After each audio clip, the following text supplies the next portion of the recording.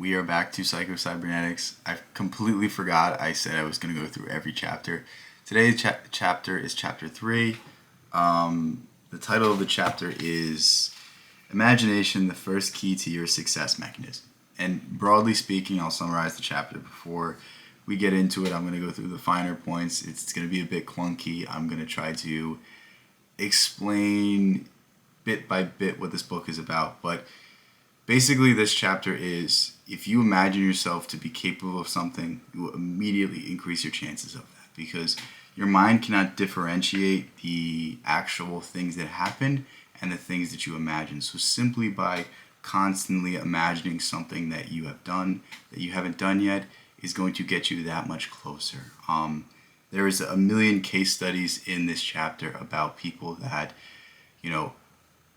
just merely imagined themselves doing something and they immediately became better at it. So without further ado, let's get into the chapter. Let's get into this very important element. And towards the end, I will give you my really hack for creativity. The book offers something similar, but I like mine a whole lot better. So stay tuned for that at the end.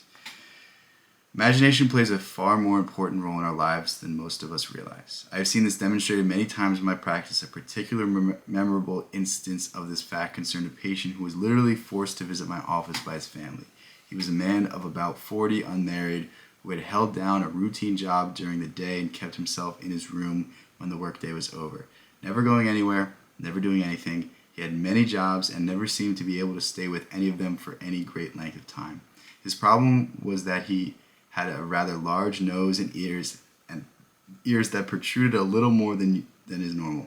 He considered himself ugly and funny looking. He imagined that people he came into contact with during the day were laughing at him and talking about him behind his back because he was so odd.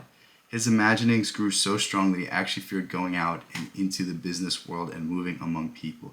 He hardly felt safe even in his own home. The poor man even imagined that his family was ashamed of him because he was peculiar looking, not like other people. Actually, his facial deficiencies were not serious. His nose was of the classical Roman type, and his ears, though somewhat large, attracted no more attention than those of thousands of people with similar ears. In desperation, his family brought him to me to see if I could help him. I saw that he did not need surgery, only an understanding of the fact that his imagination had wrought such havoc with his self-image that he had lost sight of the truth. He was not really ugly. People did not consider him odd and laugh at him because of his appearance. His imagination alone was responsible for his misery. His imagination had set up an automatic negative failure mechanism within him, and it was operating full blast to his extreme misfortune.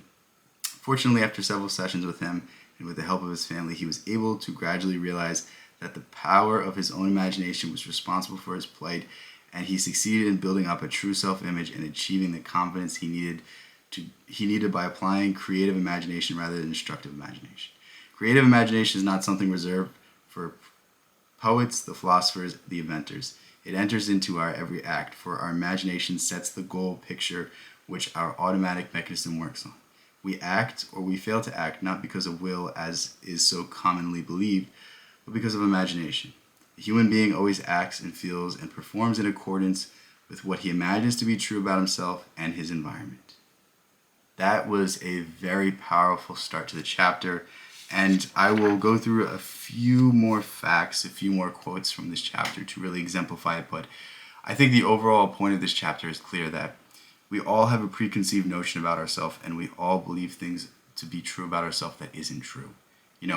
Think about it like when you go and you're fixing yourself up to go out for some occasion and you're like, oh, well, this detail's not right. Well, this detail's not right. Or, oh, like my nose looks weird or this. Like we always nitpick ourselves. We always think that people are going to notice things about ourselves that only we can notice about ourselves. But it's a very toxic idea that like people care as much about us as we think they care about us. Because it's ultimately only you that cares about yourself enough to notice these things. Only you that cares about yourself enough to judge yourself in these ways. Like, I need you to understand that people have a much lower, observation about you because they don't spend all day with you. They don't spend all day following you around. They don't know your inner thoughts. They don't know your inner insecurities. They don't know the amount of times you fail. They don't know your background. They don't know anything about you. They merely assume what has happened through their experience with you, what they observe about you, the body language, the cues, those sorts of things. And we oftentimes destroy ourselves through our own imagination. We oftentimes destroy ourselves because of who we believe we are, not because of who we actually are.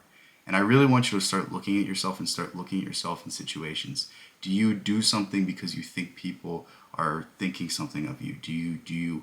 Are you afraid of certain social circumstances? Are you afraid of putting yourself out there? Are you afraid of existing? These things really aren't real. Most of our fears, most of our anxieties about social issues are not real. They're simply built up in our mind, and we are petrified because we don't even know where to start with it. The first step to anything is to think about it. The first step to anything is to imagine it. I want you to imagine whatever it is that you're struggling with and come up with a plan. Let's say you have an interview. There's a section in this chapter. There is a doctor who basically recommended to his patients, if you have an interview, what I want you to do is imagine the questions that will be asked. Go through that in your mind, rehearse that, and understand and answer all the things that was asked of you. And even if none of those questions are asked, simply preparing in your mind, simply that little bit of preparation and imagining it going well, immediately improves your confidence level, immediately improves your ability to handle this situation. There is something very fundamental that I'm about to read in this chapter. I need you to understand, okay? Your nervous system cannot tell the difference between an imagined experience and a real experience. In either case, it reacts automatically to information which you give it from your forebrain. Your nervous system reacts appropriately to what you think or imagine to be true. And then it continues to say that there was a doctor who was more or less hypnotizing his patients and basically getting them to experience extreme cold, extreme heat, just simply by his ability to force these people to perceive certain things, force them to imagine certain things, trick their brain into think they were experiencing something that they were not experiencing. And, this experiment seems somewhat Machiavellian, but at the same time, it really lends you to the truth of the placebo effect, the truth of the power of your brain, and what your brain chooses to believe to be true creates the truth, creates what you see, creates your reality. And so many people have such a negative side to their identity. So many people have a negative imagination about their own selves. Like, think about when you get bad news and then you immediately start imagining the worst case scenario. What you did is you just compelled that to become true. Because now every time that you think about that problem, you're thinking about the worst case. What if you just started thinking about the best case? What if you just started thinking about, okay, well, I can't really deal with this right now, but what if I just take the first step? What if I just do this? What if I do this? But instead, in every moment, you're imagining the worst case scenario. So because of that, you're never going to be able to respond in a rational, functional way. And we have petrified ourselves to the point where we can't respond to stimulus, where we can't respond to things, where we're constantly overwhelmed. And of course, you're not making the right decisions. Of course, you're not doing the right thing. It's because you've stressed yourself out to the point where you can't even make a good decision. Don't blame anyone but yourself. Just blame the way you're approaching it, because what I need you to understand is you can change the way you view things. You can change the way you imagine things. That is what this book is telling you, and that is what the rest of this book is going to explore. But this is a key fundamental thing that we need to get ingrained into your head. What you imagine to be true becomes true. There's nothing in this world that was not first imagined. Look around at anything you can observe. Anything you can observe in your entire room, in your entire life, was once first the idea of a person and then brought into reality. And when we understand that things proceed in that order, then we understand that whatever you want to do is separated purely by you imagining it, purely you believing it to be capable, purely you believing it to be true already, and then you going out and making those decisions. Because the advantage of this idea is that you don't even have to have the experience. You are creating the experience.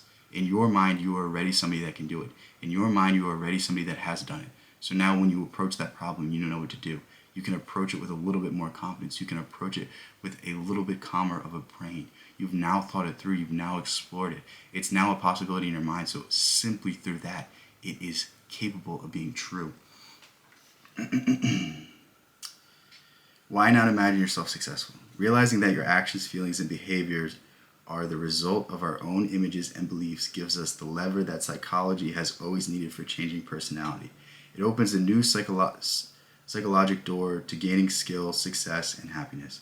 Mental pictures offer us an opportunity to practice new traits and attitudes which otherwise we could not do. This is possible because, again, your nervous system cannot tell the difference between an actual experience and one that is vividly imagined. If we picture ourselves performing in a certain manner, it is nearly the same as the actual performance. Mental practice helps to make perfect. In a controlled experiment, psychologist R.A. Vandal proved that mental practice in throwing darts at a target, wherein the person sits for a period each day in front of the target and imagines throwing a dart at it, improves aim as much as actually throwing darts. Again, this book is going to continually go into different examples. I feel like we all know somebody who said they were going to do something before they did it. They imagined themselves, they put themselves through the scenario, and they eventually did it.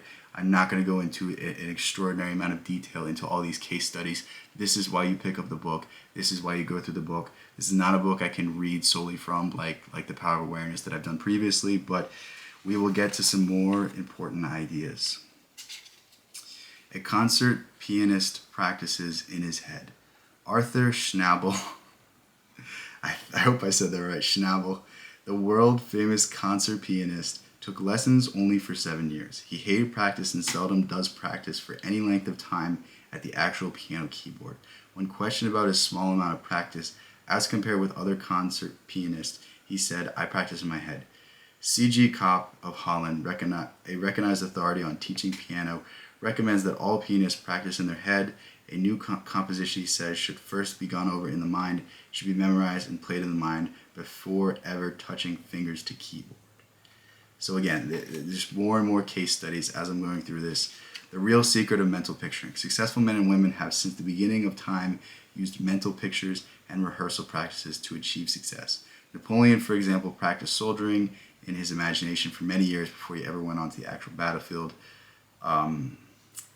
Henry J. Kaiser has said that each of his business accomplishments was realized in his imagination before it appeared in actuality. Okay, so all this stuff is, again, the same. I really just need you to understand that he reiterates it so many times simply because it's so important. What you believe about yourself will eventually be true. Your current circumstances are a lagging result of your past states of consciousness. I need you to really understand this idea because it's so important. I'm just going to skip to the end of the chapter because I feel like everything's repeating itself. This is the practice exercise. Hold a picture of yourself long and steadily enough in your mind's eye, and you will be drawn toward it, said Dr. Harry Emerson Fosdick. Such a funny name.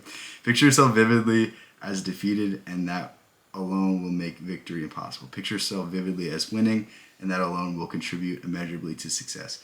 Great living starts with a picture held in your imagination of what you would like to do or be. Your present self-image was built upon your own imagination, pictures of yourself in the past which grew out of interpretations and evaluations which you placed upon experience. Now you are to use the same method to build an adequate self-image you previously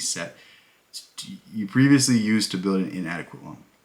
Set aside a period of 30 minutes each day where you can be alone and undisturbed, relax, and make yourself as comfortable as possible. Now close your eyes and exercise your imagination. Many people find they get better results if they imagine themselves sitting before a large motion picture screen and imagine that they are seeing a motion picture of themselves. The important thing is to make these pictures as vivid and as detailed as possible. You want your mental pictures to approximate the actual experience as much as possible. The way to do this is pay attention to small details, sights, sounds, objects in your imagined environment. One of my patients was using this exercise to overcome his fear of the dentist. She was unsuccessful until she began to notice small details in her imagined picture. The smell of the antiseptic in the office, the feel of the leather of the chair, the sight of the dentist's well-manicured nails.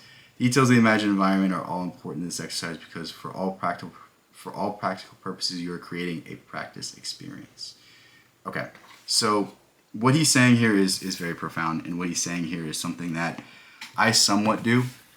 And now we can get into my secret of this. It's not really my secret, it's Neville Goddard's secret, but I want you to either do one of the following. Do what I just read to you, which is sit for 30 minutes and imagine yourself to be this or that, or in some way change the way you view things in some way. Live out an experience that you've always wanted to experience. Live out your dreams. Create an image as if it was already true, and then just fill in the gaps, fill in the facts, fill in the little circumstances that will in some way give truth to that image. But what we are doing here is creating a new memory. And through this memory, we are creating a new sense of self. We're creating a new identity. We are associating ourselves with this new idea. And once that self-image changes to be that, you will change as well. Okay? That's the importance of this. My secret is, what I do is, to improve my imagination, you can either do it through brute force, or you can do it through going through your day backwards as you're falling asleep. This is something that Neville Goddard taught all of his students to do. I think this is his most practical thing that he ever taught. You don't have to go into the law of assumption stuff. You don't have to go into anything else. Simply, if you improve your imagination, you will improve your life. So as you're falling asleep, go through your day in reverse order. Start with you getting into bed, you preparing to get to bed, you hopefully brushing your teeth, all the way back to you waking up in the morning. And if you do this day after day, you will get a better picture in your head. You will start to remember more and more and more in details. The thing will get more and more precise. And as you're falling asleep, fall asleep with the image of the person you want to be. Fall asleep with the experience of you having already done that which you wish to do.